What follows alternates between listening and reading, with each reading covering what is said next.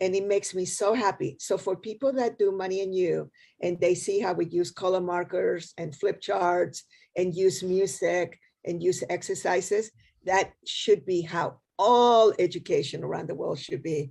And that's what we've been doing for the last over 4 decades. Why do you think that the concepts in the Money and You program are not discussed in modern business/finance courses of accredited universities? Actually, they're starting to. They're starting to talk about leverage.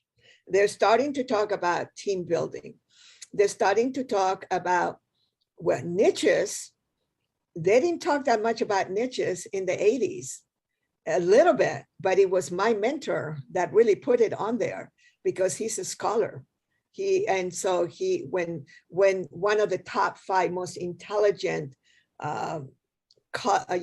Boston College graduates begins to do a program called Money and You, people were watching and were listening.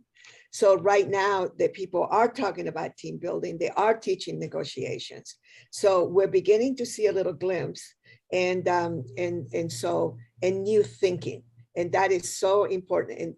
And it makes me so happy. So for people that do Money and You, and they see how we use color markers and flip charts and use music and use exercises, that should be how all education around the world should be. And that's what we've been doing for the last over 4 decades.